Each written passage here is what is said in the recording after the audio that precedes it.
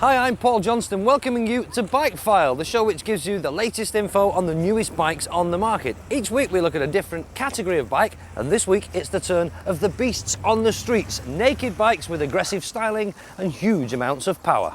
We'll be testing them all in terms of style, practicality, performance and value. And at the end of the show, the one with the most points will be the winner. So without further ado, let's see what's on test this week. First up, it's Aprilia's ever popular Tuono. Next up we have this week's only non-Italian option, it's Kawasaki Z1000. And being tested for the first time today is Benelli's TNT 1130. Then there's the very exclusive MV Agusta Brutale. And finally, what test like this would be complete without a showing from Ducati's Monster? This time, it's the S4R. So that's our lineup of machines for this week, and first out of the blocks this week is Aprilia's Tuono, Wazza. What do you know about this? Well, it's the standard Melee, stripped down, set of flat bars, really a very easy job, could almost have been done in someone's shed, but I think Aprilia have taken a little more trouble over it. Good motorcycle. But as you say, it's a milli underneath, so it should be a lot of fun. Should be a lot of fun. You'll need this, mate, before you go anywhere. I might have an issue with the police if I don't, so I'll see you in a minute.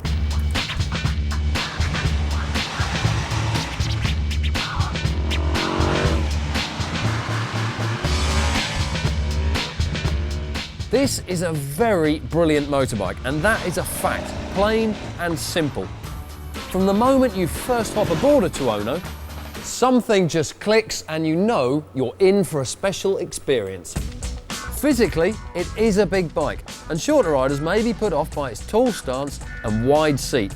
But if it fits you, the Tuono fits like a glove. It is a terrible road testing cliche to say that the controls fall readily to hand. Of course they do. That's what they're there for. But the bar, seat, peg setup on the Tuono is so natural and so perfect for riding, you'd think it had been tailor-made. The chassis is straight off last year's standard Melee, so although you don't get the trick Öhlins suspension of the old R model, that thoroughbred handling is still there. So you've got road bike relaxation wrapped up in a very taut, very sharp and very responsive chassis. Sounds good so far. And it only gets better when you get to the motor. So often with bikes like this, the roadster version of the sports model is palmed off with a watered down incarnation of the sports engine, leaving you feeling slightly cheated. But not in this case. There's a full fat 118 genuine horsepower inside that 60-degree V-twin, and they make their presence felt the minute you pull away and the clocks rise up to greet you. This is perhaps the only bike this side of a MotoGP missile where you could legitimately claim that wheelies were the bike's fault and not yours, and have a chance of getting away with it in a court of law. The way this thing drives, punches and annihilates back roads has to be experienced to be believed. And the way the chassis, brakes and riding position allow you to make the most of everything the Tuono has to offer only makes it even more of a joy. I'd say we may have a winner here. Styling, 7 out of 10. It's okay, but it's not going to be everyone's cup of tea. Performance, 9 out of 10. Plain old brilliant. Practicality, 8 out of 10. As long as you get on with V-twins, this bike is easy to live with. Value, 8 out of 10. It's not the cheapest bike around, but it's not too expensive either. Some very bold statements there, was it, considering that this is the first bike out this week? Yep, I hear what you're saying, but it really is so good. I love these motorcycles, I really enjoy riding them, and it's easy enough to get on with as well. I know it's a cracking bike, but you love that engine. You used to race these engines anyway. I am a little bit biased from my time on the Millies, but no, it's just, it's brilliant. But I think you might have a point that motor could not be everybody's cup of tea. The V-twin can be a little hard to get on with. Yeah, that is the only problem with this. A lot of people do prefer the 4 cylinders, which I think most people are more used to. Yeah. So, on that note, I have a 4 cylinder waiting in the wings. Let's go and have a look. Come this way.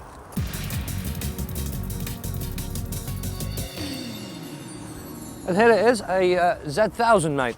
Very orange. I should have brought my sunglasses. Very orange, but I think it looks fantastic. You're right, they've got the styling bob on with this. Little bit of a tribute to the old Z1. I love the exhaust at the back. I mean, if you've got to have a 4-cylinder, have 4 exhausts, why not? Why not? Just show great. off. But I've just never been convinced it's quite got the go to go with it all, you know? Do you not think so? Well, I think it looks the business. Let's see if it does the business, eh? Take it out. It's enough talking for now.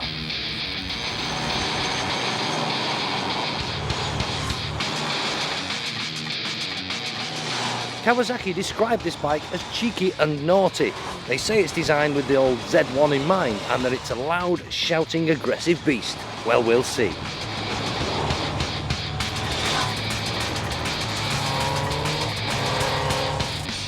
It's one of them names, isn't it? Z1000. Before you even see the bike, you know what it's going to look like. You know it's going to be big, it's going to be aggressive, and it's probably going to have loads and loads of power. But interestingly, Kawasaki did tell me that when they designed this bike, power was not the most important factor, it was style, and I think the Z1000 has got it by the bucket load. Having said that, it's still got a reasonable amount of arm-wrenching acceleration which will see you reaching ridiculous speeds before you can say fixed penalty. It's that kind of bike, wild, exciting and entertaining, but with an air of authority that other bikes can only dream of. There's nothing very new or stunning about this engine. It is in fact a ZX9 motor which has been rebored from its original 899cc to this now 953cc. Of course it's got fuel injection now, but there's no denying I think its best feature is that 4-pipe exhaust system. Might not be as efficient as a race system on a sports bike, but there's no doubt it looks the absolute dogs. At 198 kilos it's not too far off sports bike territory weight-wise, but it is much easier to manage in busy traffic, mainly due to its upright riding position, although there is some engine vibration transferred to the bars at lower speeds. It's a sad fact, isn't it, that some people will actually buy a bike not because it actually suits their needs, but because it's got a good reputation or it's got loads of street cred. And if that's all you want, then fine, the Z1000 does fit the bill. It won't suit everybody though, it's not the smallest of bikes, so that could be a problem for some. But I have to say, for a quick blast on a Sunday morning, it is difficult to beat. So it's over to the scoreboard for Kawasaki Z1000, and for style, it's 8 points. Kawasaki said it was important to them, and they've got it right. Performance is 7 out of 10. We'd like a little bit more from an inline 4-cylinder bike of 1000cc. Practicality, 8 out of 10. A very easy bike to get on with, and you could even take a pillion if required. And for value, it's 8 out of 10 at 7390. It's the cheapest bike here today. So you agree with me about the performance on this then, Paul? I do agree with you. You think it's a bit lacking, don't you? And it is a little bit lacking. It should go faster by the way it looks. It looks fast, doesn't it? And it's got that big engine, but it's just the way you have to search for the power. It's revvy. It doesn't need more power overall. I just feel a bit more smack low down and really help the grim factor. That's right, wants a bigger kick at the bottom end. A lot of people will get on with this. It's an easy bike to live with. 4-cylinder motor suits a lot of people, of course, as we know. And we've had a 4 now. We've had a twin earlier. We have. I'd say it's time for a triple. I'd agree with you, mate.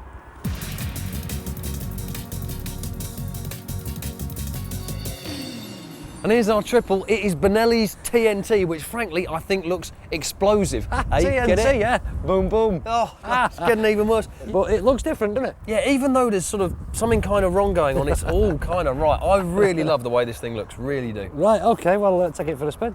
Love to. I'll go for an ice cream. Well, get me one, will you?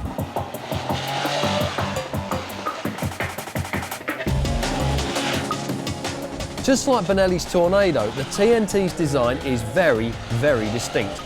And now that it's been stroked up to 1130cc, it's also packing more torque than the Tornado. This could be a lot of fun.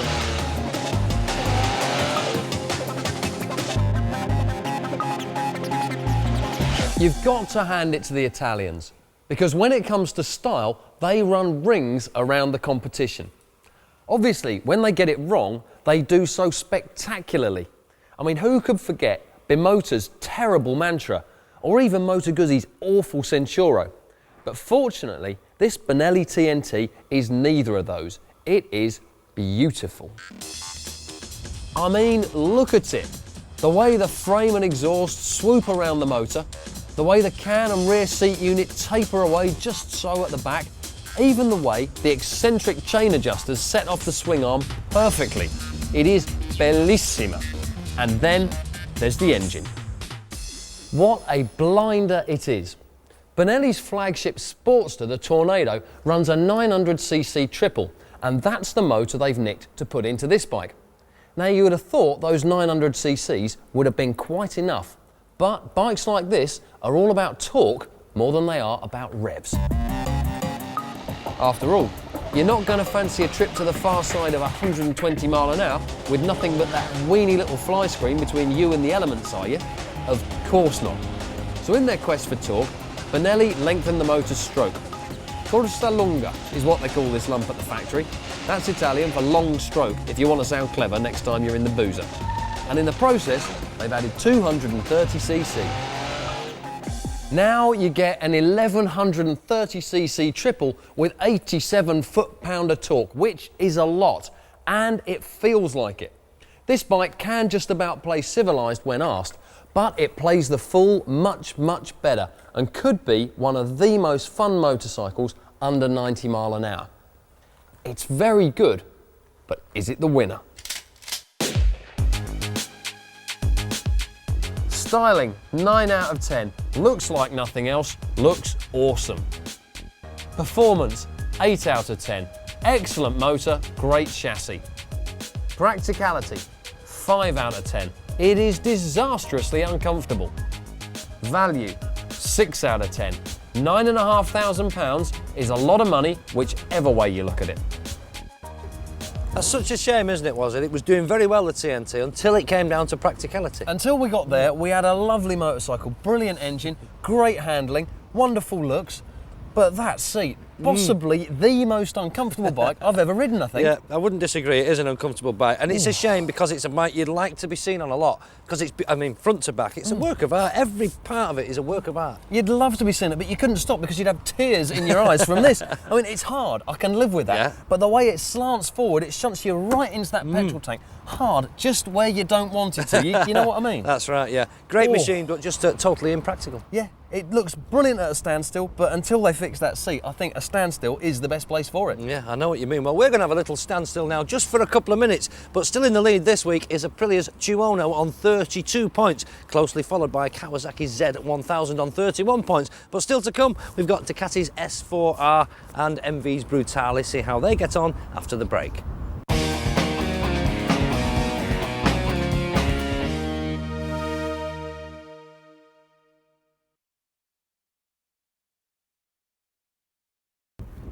Welcome back to Bike File, where this week we're in Blackpool looking at naked street bikes. We've already had Kawasaki's good-looking Z1000, Aprilia's barking Tuono, and Benelli's bonkers but very uncomfortable TNT.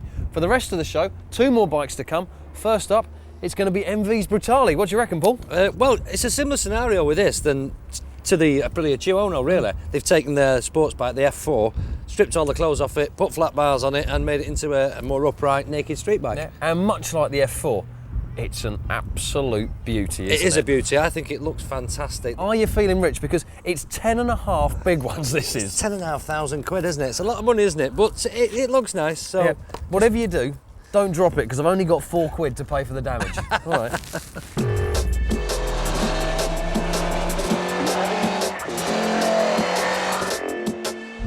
Brutale is the Italian word for brutal or savage, and that is just what the MV Brutale claims to be.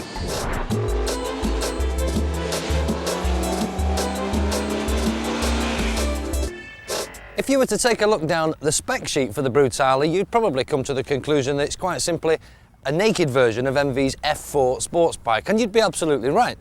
It's only when you get to see it in the flesh and you start to admire this gorgeous shape that you realise it's actually much more than that. Once on the move, the Brutale feels solid and purposeful. The riding position is fairly upright thanks to the wide flat bars, but the rather high position of the foot pegs help to give it a slightly sporty feel. It also emits the most gorgeous throaty growl from its slash-cut silencers. This motor is basically the same 4-cylinder 750cc unit that you'll find in MV's F4 sports bike, although now on this the fuel injection system has been revised, they say, to boost the mid-range power. Also, this has a very distinctive and I think very, very nice twin slash-cut exhaust system, which is very distinctive and makes a nice noise. Top end power though now is down on this bike compared to the F4, down by about 10 bhp to a claimed 127 brake horsepower. The chassis layout is identical to the F4, so it's no surprise that it handles extremely well. Despite its aggressive looks and Street Fighter style riding position, it feels sophisticated and smooth, and above 5,000 revs there's enough energy to keep most sports bike riders happy. Although with no wind protection you'd be a brave rider to take this anywhere near its 150 mph plus top speed. I'm not particularly a big fan of the F4 sports bike, mainly because I think it's uncomfortable. Well, it is uncomfortable, and you need to work the motor very hard to find any real performance. I think the Brutale has gone some way to solving those problems. It's certainly a lot more comfortable, unless you're thinking of taking a pillion, in which case I'd say forget it completely, don't even bother trying. And the motor does have some usable, decent sort of power below 5,000 RPM, which is something you won't find in a sports bike. Big question is though, even if you like this, can you afford it at £10,500? So it's over to the scoreboard for the MV Brutale. And for style, it's 9 out of 10. It looks and sounds absolutely fantastic. Performance, 7 out of 10. Fine above 5,000 RPM, but we'd like a little bit more at the bottom end, please. For practicality, 7 out of 10. Don't think about taking a pillion rider, and it's Italian, so it will probably need looking after. For value, 6 out of 10. At £10,500, it really is a very acquired taste. Well, Paul, we know it's pricey, we know it's beautiful. What do you make of the riding? It's a nice bike to ride, it's easy bike to ride, it's quite comfortable, not like that TNT that you were on earlier on. This is actually not bad, the seat. You're still in one piece? You have in one piece, yeah. Good work. But there's no wind protection whatsoever, so sustained high-speed stuff, forget it, you're just not going to do that on that. Big problem, and I just can't justify £10,500. How do you justify that? So let's put some money back in the bank, let's go for something a little cheaper, but still Italian. Right. And here it is, of course. What test like this would be complete without a Ducati Monster? You've got to have a Ducati in it, haven't you? You've got to. But doesn't it not look a bit old hat to you? Do you know what? I think the blue is beautiful. I think the stripes are great. I love the wheels. I love the pipes, the new swinging arm. But is there really anything in there that we haven't seen before underneath all this cosmetics? That's it. I mean, it's a new bike. There's no surprises, is there? No, not at all. No, maybe the surprises will be in the experience when you get on the road. Maybe not, but I think it's our duty to find out. I'll do just that. Okay.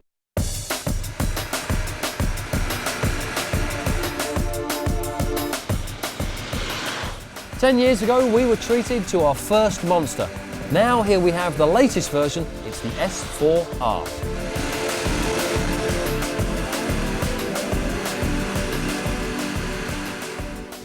There's a bit of an age issue going on here.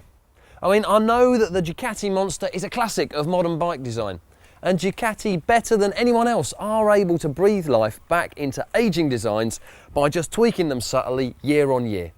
But really, isn't it time we saw a new one of these? I have lost count of the different Monsters that have come and gone over the last 10 years. 600s, 750s, 900s, 1000s, S models, S4s, dark ones, light ones, the list is seemingly endless. So what's this one then? Well, it's an S4R, which means you get a natty paint job, you get a single-sided swinging arm, you get twin upswept cans, and you get the motor from the 996. But it's nothing new, which means you'll still find a chassis in here that is okay, but it's a little too low at the back, it's a little too long for this bike to really cut it as a modern sports machine. Obviously this isn't meant to be a pure sports bike, but against the rest of the pack here, it is the hardest to hustle. They've all got sporting pretensions, and this is the one that's now looking out of its depth. Then there are the usual Monster traits to wind you up too, like the heavy throttle, the gearbox that doesn't like neutral much, and the abject lack of a pillion seat, plus a new Monster trait to wind you up, which comes courtesy of those dual cans, which mean you can never quite get your right foot on the peg properly. The Monster S4R isn't a bad bike, but it's not a great one anymore either. And in a class as tough as this, it's now left well out of contention for the top honours. Styling, 8 out of 10. It's still an icon, but it's a bit old. Performance, 7 out of 10. Not bad, but not a patch on anything else here. Practicality, 5 out of 10. Bearable 1 up, no good in town, not much good 2 up, not looking brilliant.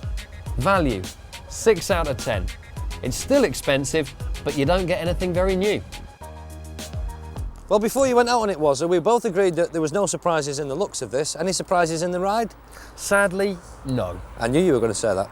I mean, doesn't matter which motor they put in it, the basic design of this bike doesn't cut it in this class anymore. No. It doesn't handle half as well as the rest, No. and you can't use the power that it's got anymore. Right. It was the forerunner of this style of bike, wasn't it? But I mean, it is now sadly lacking way behind the competition, isn't it? Yeah. Completely. It is the granddaddy, but its day is done. It's time for it to move on. I totally agree with you. Well, our day is nearly done, but just before we finish this week, here's a quick recap on the old scoreboard. First on test was Aprilia's Tuono, which scored itself a very decent 32 points. And close on its heels was Kawasaki Z1000 coming in with 31 points. Sliding down the order a little came Benelli's TNT. It got 28. Then we had the rather expensive MV Agusta Brutale, which scored 29 points. And finally came Ducati's Monster S4R with 26 points, which means the winner this week is Aprilia's Tuono. So we know this week's winner then. Indeed we do, Paul, and we know the loser as well. It is the Monster. Yeah, it's out of date, isn't it now? It's past it. Been Moving there. on. Yeah. TNT Benelli. That would be so good if you could stay on it for more than 5 minutes. Yeah, that's the problem with that, isn't it? Yeah. Ooh. MV Brutale, nice Our bank bike. breaker. Yeah, nothing wrong with it, but that's the problem. It's £10,500. We can't afford one of You've them. got to be loaded, but this is much more affordable. Z1000, a great bike, and to most people that will do the job perfectly well. I think that would. Just lacks that little bit of excitement, doesn't it? A little bit more power. Which is why we have a worthy winner here in Aprilia's Tuono. It's got the excitement that the Benelli could have if you could stay on it. Yeah, yeah. It's got the comfort that the Z1000's got as well. And it's affordable as well. It is. It doesn't break the bank the way the MV could do. So we're in total agreement. Absolutely. We're the winner. Brilliant motorcycle, and we have agreed. Maybe next week we'll be back to disagreeing again. Join us again then to find out when we'll have another 5-bike test for you on Bike File. Shall we? I want to go on that roller coaster. I'm absolutely dying to. You might need your helmet though. Yeah, get me crest helmet. Yeah, actually, it's big, isn't it?